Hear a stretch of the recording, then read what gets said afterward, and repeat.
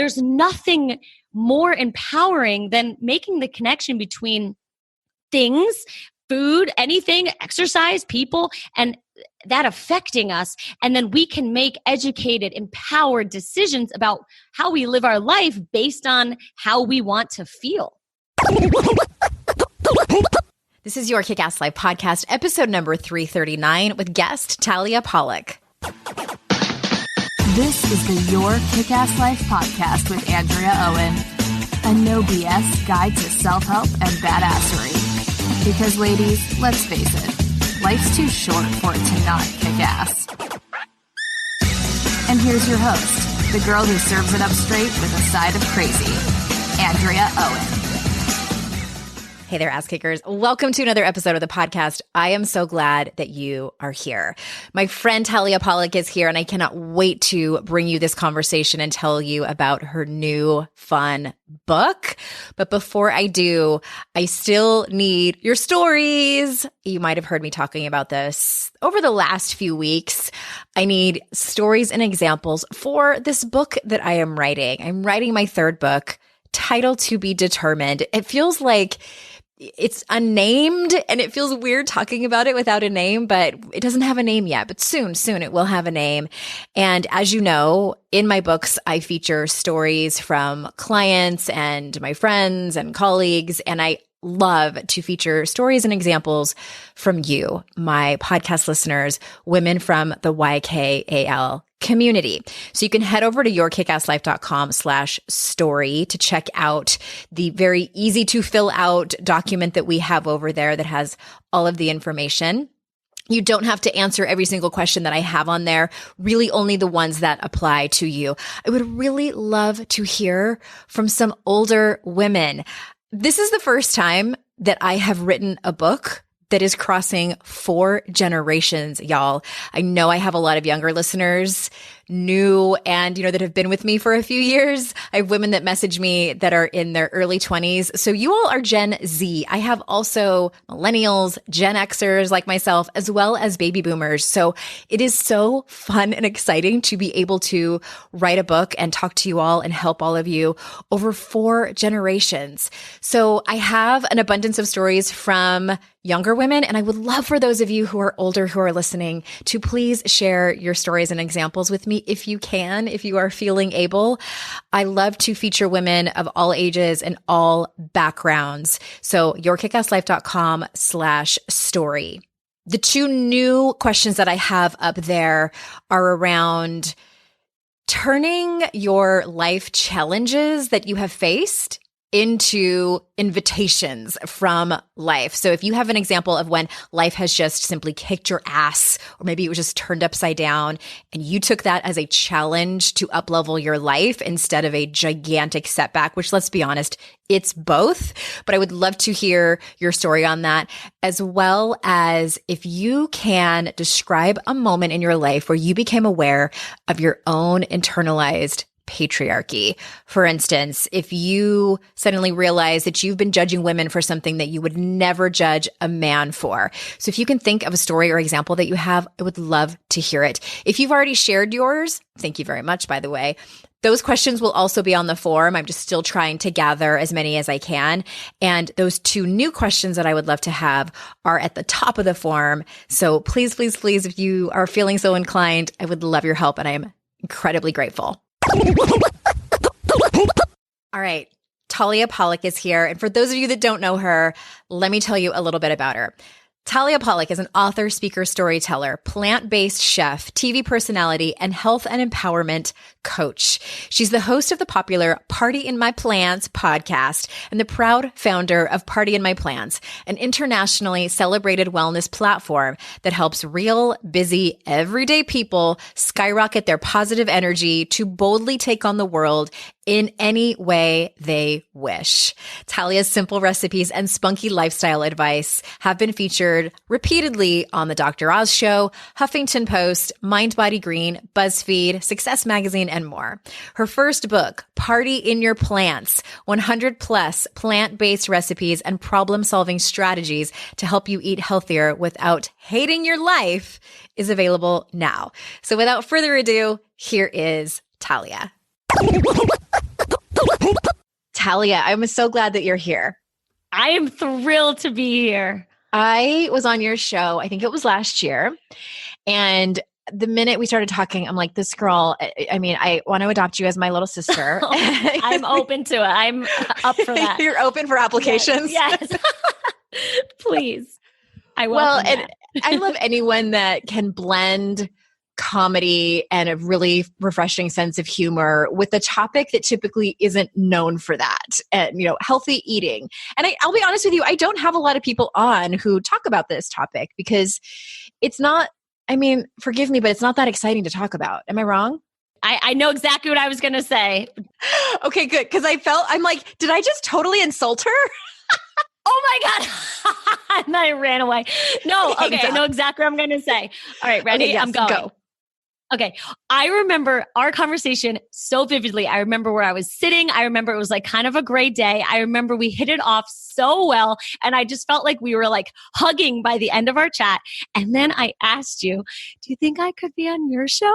And you were like, oh, I don't really do healthy eating on my show. Is that what I said? Well, and then I got your book. Oh, I know. So See? I am so honored to be here. You stood true in your truth. And this is great. Well, if I had people on who were just my friends and that were just entertaining, then I don't know if anybody would listen. They might, but I always want to bring things that my listeners are going to be expecting. And I don't want to have just somebody on who's going to say like, here are all the green smoothies that you need to eat. Because it's just not that. I need people to also be entertained. But then when you sent me a copy of your book, and I follow you on Instagram, and I want to drop a link to that episode from your show into the show notes, because I remember it was a great conversation. It was so good. I wish I remembered what number it was off the top of my head. That's okay. My team will find it. No worries. I'm not going to give you more work to do. But you were gracious enough to send me a copy of your book, and I open it up. And first of all, it's stunning just to look at. The colors, the pictures, everything. And I've seen a lot of cookbooks in my life, and this isn't a cookbook. So I have like 100 questions I want to ask you. So don't start there. Start with what I was saying about you. Before we started recording, you were talking about healthy eating and how it sucks. So can you start there? Yes. So the book starts with me saying bluntly, I know that healthy eating kind of sucks, and the first thing you need to do if you want to eat healthily is get clear about what sucks cantaloupe balls about healthy eating for you. Because I think so many people are just like, woo, here's a green smoothie. Woo, eat healthily. Why aren't you eating healthily? Mm-hmm. It's so easy. Just do it. And that's not true. Like, from my own experience, it sucks. It can be socially isolating. It can be stressful. It can be expensive. It can be time consuming. It can be complicated and confusing and all the above. And so the book starts, it's like a hug. Here, I understand. I literally say, here's my empathy. Just take it. Mm-hmm.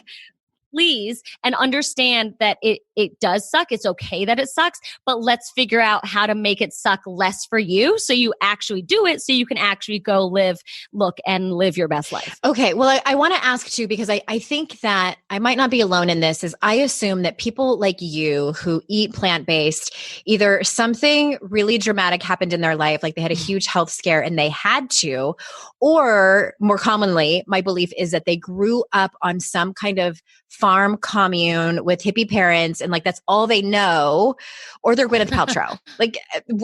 Pick one. So what was your story? I choose option A. I felt like crap for most of my life for a long time. Like over 8 years, I struggled a lot with my health. It started with my gut. We couldn't figure out what was causing me to just feel sick all the time. We sought out multiple gastroenterologists, nutritionists, naturopathic doctors, dietitians, acupuncturists, hypnotherapists, everyone under the sun. And the most I could get was IBS. Yeah, you have IBS. Mm-hmm. And IBS is just like a life sentence. It's people saying, we've ruled out everything else. Here's something that means your stomach hurts. We don't know why. We don't know what to fix. We don't know what to give you, but bye. Yeah, we're out of ideas. Mm-hmm. That's it. And so it's a life sentence. So I was in college at the time. And when you're supposed to be so vibrant and pulling your all-nighters and doing your keg stands and making friends and memories and learning and growing.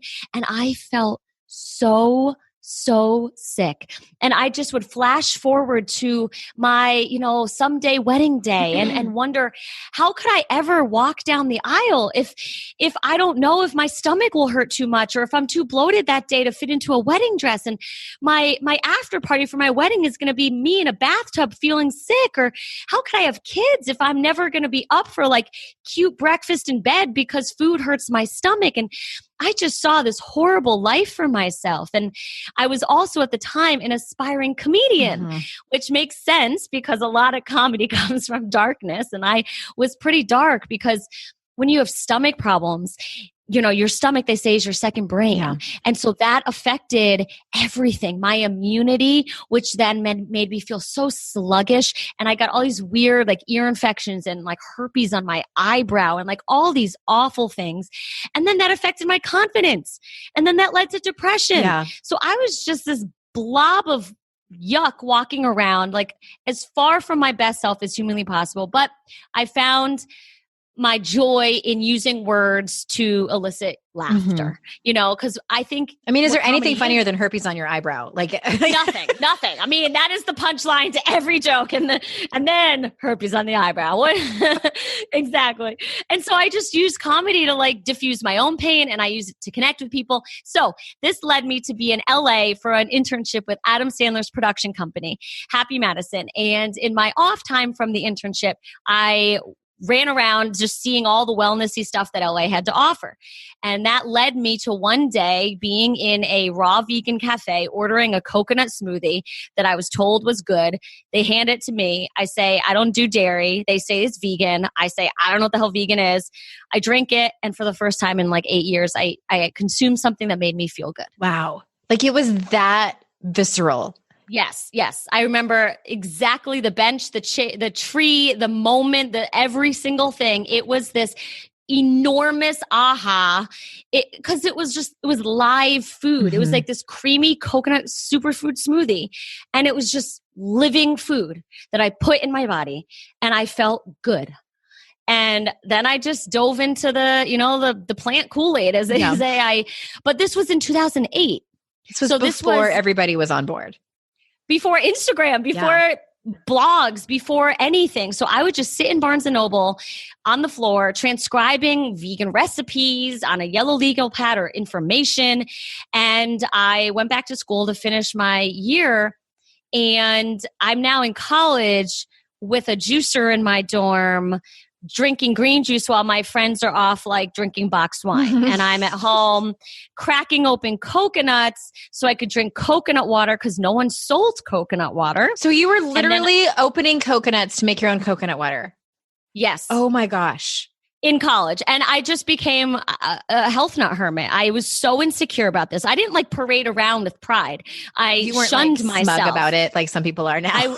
No, because it was weird and I felt so awful. And so I just hid away. I deactivated from my sorority. I started taking online classes from my on-campus apartment. I graduated with nobody. I had no one to sit with at graduation day because I prioritized my health over my happiness.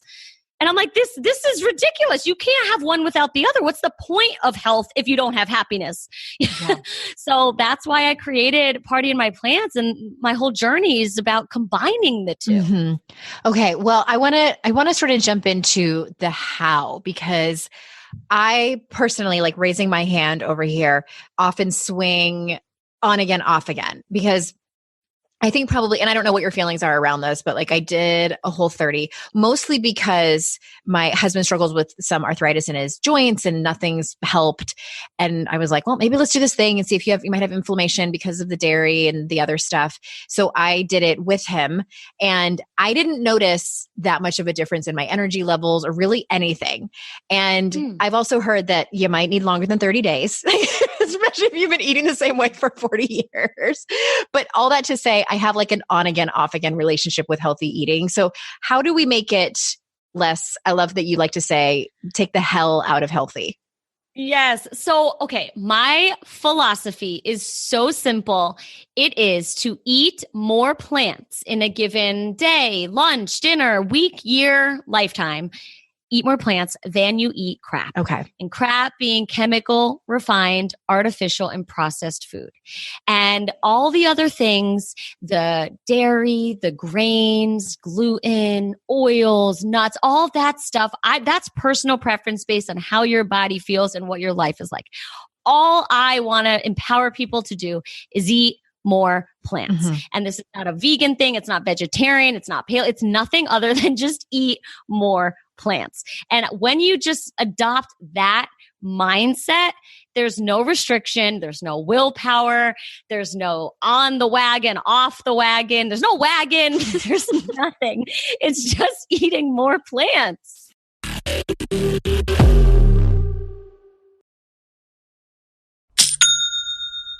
Shopify's already taken the cash register online, helping millions sell billions around the world. But did you know that Shopify can do the same thing at your retail store? Give your point of sale system a serious upgrade with Shopify. With Shopify, you get a powerhouse selling partner that effortlessly unites your in-person and online sales into one source of truth. Track every sale across your business in one place and know exactly what's in stock. Connect with customers inline and online. Shopify helps you drive store traffic with plug-and-play tools built for marketing campaigns from TikTok to Instagram and beyond. Get hardware that fits your business. Take payments by smartphone, transform your tablet into a point of sale system, or use Shopify's POS Go mobile device for a battle-tested solution. Sign up for a $1 per month trial period at shopify.com/noise, all lowercase. Go to shopify.com/noise to take your retail business to the next level today. Shopify.com/noise. Today's podcast is sponsored by MIDI Health. Ladies, are you over 40 like me and dealing with hot flashes, insomnia, brain fog, moodiness, some vaginal dryness, or weight gain? Don't just accept it as part of aging. These symptoms are often linked to hormonal changes during perimenopause and menopause. At MIDI Health, they get it.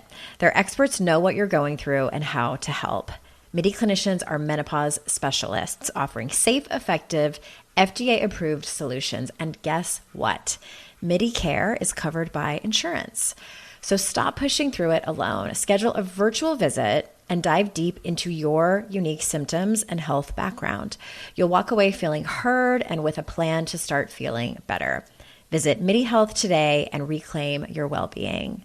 You deserve to feel great. Book your virtual visit today at joinmidi.com. That's joinmidi.com. joinmidi.com.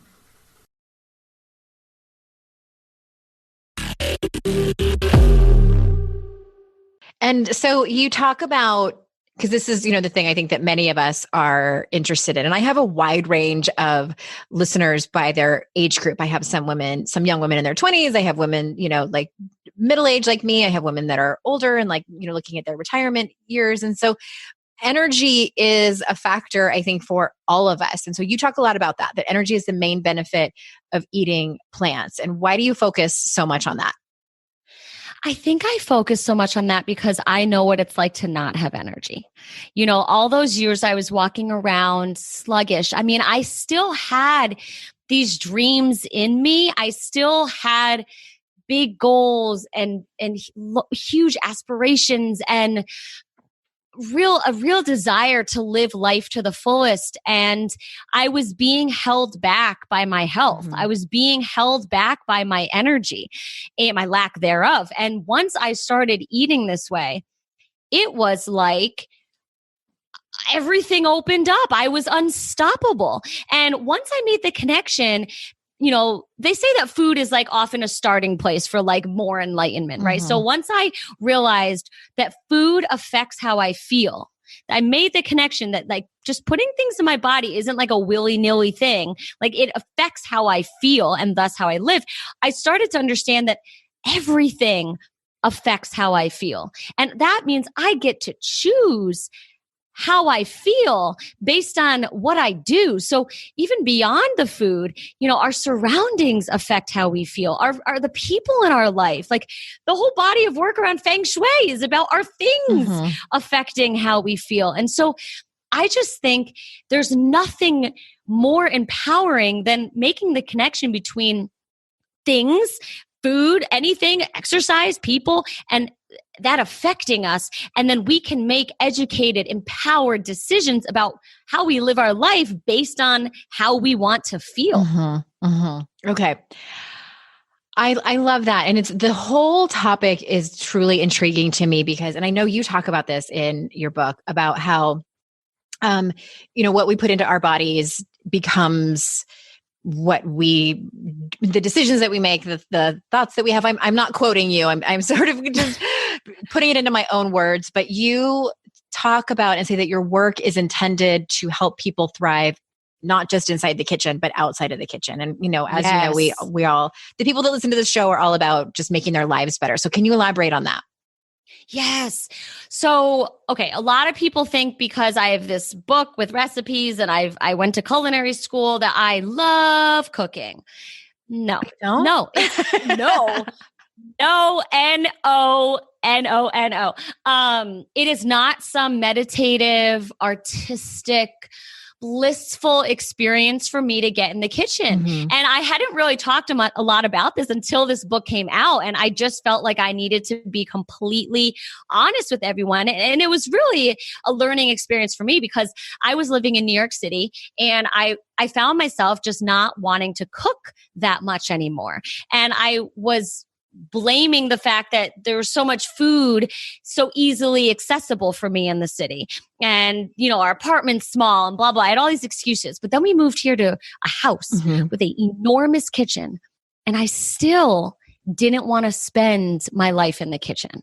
And it really hit me that I view food as a tool for going out into the world and slaying it, going out into our lives and being the best mom, daughter, sister, business owner, writer, athlete, whatever that we want to be. I don't think that our life should be being in the kitchen. I think we get in the kitchen, make our tool, go out in the world and rock it. That's what I believe it should be. And in the beginning for me, I had to spend a lot of time in the kitchen because there wasn't even the option to buy coconut water, right? I had to make my own almond milk. I had to do every single thing. But now that it's so much easier and more accessible to get the healthy food, I'm all about spending as little time in the kitchen as possible and as more time out living with the energy that you get. Yeah. Well, I don't doubt that there's so much that has to do with, I've heard experts talk about that our stomach is the second brain. And, one of my children has had the diagnosis of, I will not name which one, but the IBS diagnosis. And when we left the pediatric gastroenterologist, is that their name? Enterologist, who was a very smart person. I just turned to my husband and I'm like, it's her gut. Like now everyone knows which kid it is, but it's like, it's something that she's eating. I know it's something that she's eating. And it's just also fascinating. And even my other kid, when he was little, he had what the pediatrician called toddler diarrhea. And I saw a naturopath. I mean, it was like 7 years later. And I said, well, I told this naturopath, well, he has toddler diarrhea. And she started laughing and she's like, there's no such thing. That's what doctors say when they don't know what's wrong. So it's like toddler IBS, I guess, is what he was calling it. Yeah. And it turns out he had a gluten intolerance, but we had him tested for celiac, which came back negative. But then when we took him off of gluten, everything changed. We're like, huh. Wow. So I believe you. All I have to say is I totally believe you. And sort of switching gears, I'm curious, feel free to get philosophical or woo-woo with us for a minute. Like, besides the feeling better and the energy, what else have you learned from this entire journey? Oh, so much. Well, one of the hugest things that I learned is that it's actually not just about the food. Okay. Say more about It's that. not about the food. It's because what happened was I ate the food. I got healthy. I felt amazing. And then, as I told you, I started to withdraw from society. That made me lonely. That made me depressed. That made me anxious. And guess what? The planty food started upsetting my stomach again. Huh. And that's when I realized that it's not just the plants. You can't eat Brussels with a bitch face, as I say. You can't white knuckle kale. You have to season your salads with your smiles, not with your tears, because that stress is worse for you than pesticides. No ifs, ands, or buts. The stress is the worst thing. And so if people are running around trying to eat healthier and I gotta make my healthy food, that tense energy is actually going to negate the effects of that healthy food. And so that's why I try to bring levity to this, make it joyful, because it's really a stress management discussion as well. You know, you have to be chill about this because that stress is worse for you. That's one thing. And I'll say one other thing about bigger picture is that I realized through this work and through writing this book and through coaching people for 7 years that a lot of what I'm doing is emboldening people. Yeah. It's giving them confidence because the world doesn't really need more recipes, you know? I love how you lowered your voice. I know. I was just thinking about that. Don't tell my publisher this, but it's true. It's not a shortage of recipes that is making it hard for people to eat healthfully. It's a scarcity of confidence, a lack of courage to order the cucumber slices instead of the chips at the Mexican restaurant, or to show up to the potluck with your healthy brownies instead of, just relying on their brownies, or bringing a kombucha as your mixer to a tailgate rather than just drinking beer, whatever. It's that confidence that really is the missing piece for executing a healthy lifestyle.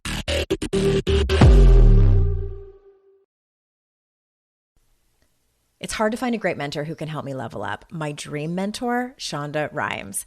So I was really excited when I heard she has a class on Masterclass. With Masterclass, you can learn from the best to become your best. Masterclass is the only streaming platform where you can learn and grow with over 200 plus of the world's best. For just $10 a month, an annual membership with Masterclass gets you unlimited access to every instructor. And you can access Masterclass on your phone, computer, smart TV, or even in audio mode. I'm always looking for ways to be a better writer, so I took Shonda Rhimes' screenwriting class. It helped me gain concrete technical advice, including structuring, the writing process, and with shows under her belt like Grey's Anatomy and Bridgerton, it was so helpful. Plus, every new membership comes with a 30-day money-back guarantee. Don't wait another moment to start your learning journey with Masterclass. Right now, our listeners get an additional 15% off any annual membership at masterclass.com/Andrea. That's 15% off at masterclass.com/Andrea. Masterclass.com/Andrea. You know when you're listening to a song on the radio and you get the profound feeling that the song playing was written about you? Now imagine having the power to gift that same incredible feeling to someone you love with an original song from Songfinch that actually is written just for them. Songfinch lets you create an original radio quality song inspired by your own life and the people you love. It's completely unique, personal, and lasts forever. Whether your song is for Father's Day, an upcoming graduation, wedding, or anniversary, or even just a gift to show your loved one how much you care, start your song now to lock in one of Songfinch's top artists. I gifted Songfinch to myself, a song about my late father, and I'm so excited to play you a clip. Flipping through the slides of learning how to live and how to love, and coming undone a father, daughters without, so she writes it down. One of my clients heard about Songfinch from this podcast, and so she had a song created for her son who is graduating, and she told me that they both cried when she played it for him and that it exceeded her expectations. For a limited time, Songfinch is letting our listeners upload their song to Spotify for free, so you and the lucky person you gift it to can listen to it anywhere, anytime. Go to songfinch.com/noise and start your song. After you purchase, you'll be prompted to add Spotify streaming for your original song for free, a $50 value. Again, my URL is songfinch.com/noise. Don't forget to share your song with us too. songfinch.com/noise.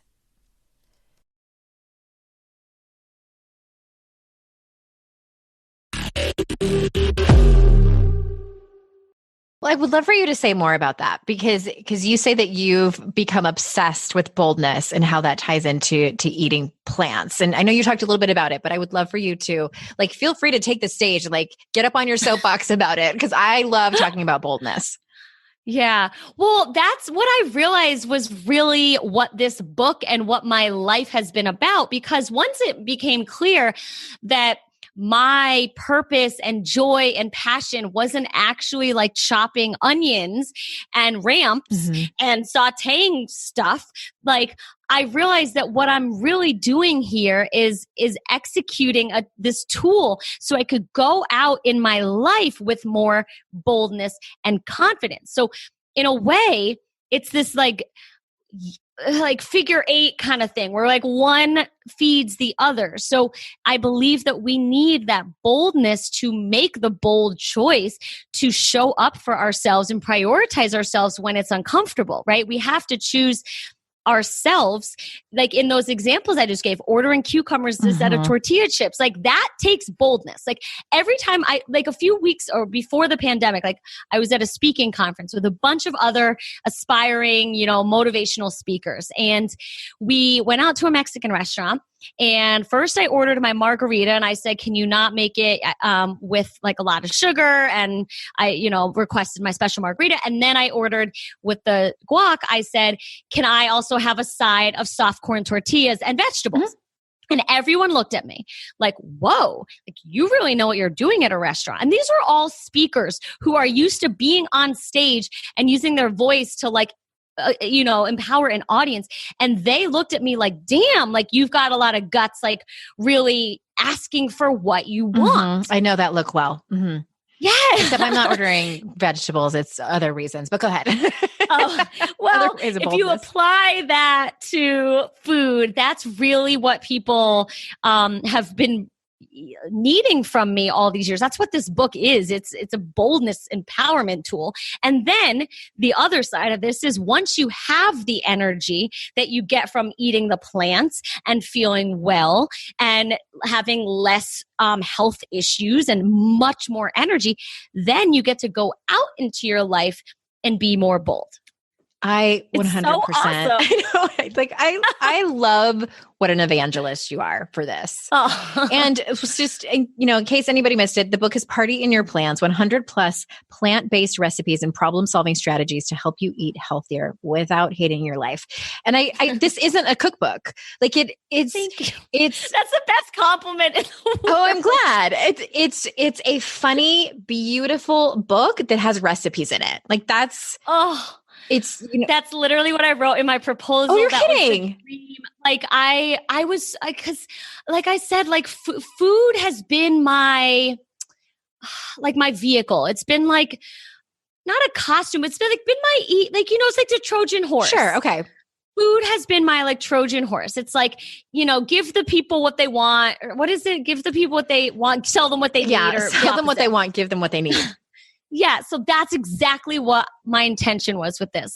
I've used recipes to really be, the sexy thing, literally with the beautiful food photos, but it's meant to be a book. And so the fact that you said that, I'm just jumping. Yeah. I had no idea that's was your goal. I'm well, you nailed it. It's funny stories. And I mean, right when we got on the phone together, I told Talia, and I'm it is beautiful. And I don't say that about very many books because books are books, it's blank pages with writing on them. And maybe there's some illustrations if you're lucky, unless it's a children's book, it doesn't have a lot of things to look at that really catch your eye. It's aesthetically, they did a really, really great job. And I think you should be really proud of it. And I know that you are. Thanks. All right. All right. Before we wrap up, I want to know, I ask this question quite often of my guests, and I'm really curious with you though, because most of my guests, it's like, straight up and down personal development. I'm pretty sure of like what they might say, but I have no idea what you're going to say with this. I'm curious what surprises you about the women that you work with when you're taking them through this journey? Ooh, what surprises me about the women that I'm working with when I take them through this journey? Honestly, it's the fact that they're held back by these little things. Like, I'm nervous to go to my mother-in-law's house because I don't know how to deal with the fact that I can't really eat her food. Her tater tot casserole. Mm-hmm. Yes, exactly. Like, it's shocking. It's been nonstop shocking to me that that's what holds people back. It's the social things. It's the like, all my coworkers are going out to Panera for lunch. Mm-hmm. I don't want to eat Panera. Help. It's all these social situations. Asking for what they want. That's a chapter in the book that I'm writing. Ask for everything you want. Yes. And it's interesting. I find that we are conditioned to be accommodating and not make any scenes or rock the boat or ask for what we want for fear of putting other people out, for being a bother, for being annoying, high maintenance, demanding. Yeah. And it's interesting. I never until this moment occurred to me that, this is also happens when people are trying to eat differently and sort of veer a little bit away from the quote unquote norm. And I've encountered that a little bit when I quit drinking. And, it's different though, because we can survive without drinking, right? I don't need to drink in order to live, but eating is different because everybody eats. Yeah. I mean, since the day I opened the doors to partyinmyplants.com in 2013, I've been collecting. When you sign up for my newsletter, I prompt you to write back to me with your number one struggle.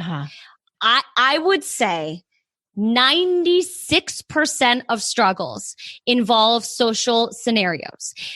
Every once in a while, I'll get I don't know how to cook, or I don't have any good recipes, but it is all like an in-depth story about their husband or their one kid or their, coworkers that always bring donuts and eclairs into the office, or this or that. It's all social situations. And the antidote, the solution is building that boldness in you to be like, this is how I eat because this makes me feel my best. I want to be my best. So once you make that something you own, because for a while for me, I felt, as I told you, like really small about it. I was ashamed. I was embarrassed. I didn't want to be that awkward person. I had uncles that would give me eye rolls when I'd show up at Steeler games with kombuchas or asked to go to Whole Foods before to get my healthy food. Why couldn't I just be easy? I got a lot of that. And it wasn't until I just owned it. And I was like, this is who I am. And that's when no one gave me eye rolls. No one made comments. No one, because I owned it. And I had the courage and the confidence and the boldness. And that's when it became joyful and easy. Oh my gosh. I just got this vision of you. I have no idea if you did this or not, but like at the Steelers game or at the wherever, if it was at the actual game or in somebody's house and, the uncle gives you the eye roll and you respond with like, guess who doesn't give a shit about your eye roll? This girl. You pointed to yourself like, that's what I would hope. I did not do that. But what happened was I just quietly embraced it. Like I remember so vividly, I would always bring kombuchas and, as like my mixer or as in lieu of drinking. And one game, everyone wanted my kombucha. They didn't want the like jungle juice. They didn't want this or the other. And I actually ran out. And I remember watching him watch me. And I was just like, see? You see here?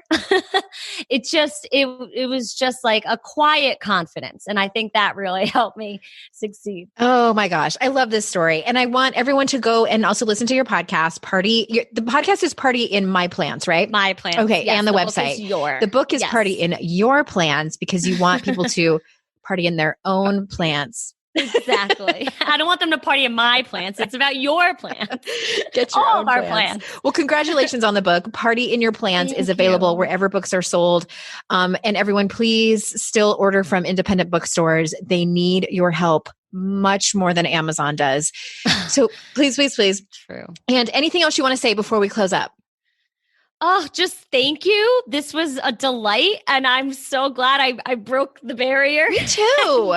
Got to come on. I mean, really, I'm just so delighted that you saw that this is not a cookbook. You saw the humor, and that was really my goal. It's a book disguised in a cookbook, because my dream is to write books like you. That's exactly the next I was step just of going my to say, dream. like, maybe your next book could be about just what you were talking about, that it's not always just about food. You know, I think food is just one area where we have a hard time speaking up about things, but there is definitely That's room the on the plan. self-help bookshelf for you to talk about your own journey and the journey that you've walked through with clients.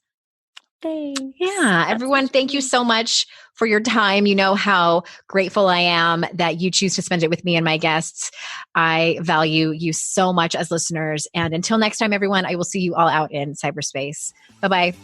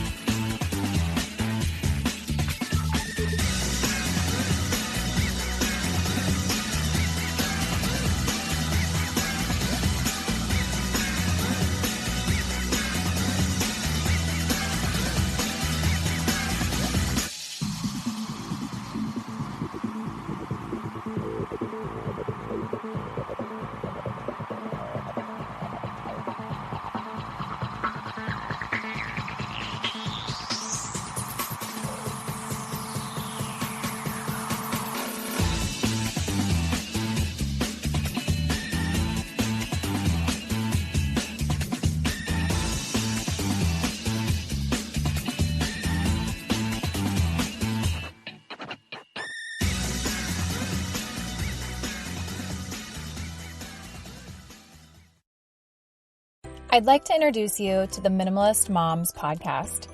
It's hard enough being a mom, and the last thing you need is stress from too much stuff and an overcrowded schedule. For too long, I lived with the mindset that bigger was better, and the more I added to my life, instead of feeling better, I felt overwhelmed. It was time for a radical new mindset. Less is more.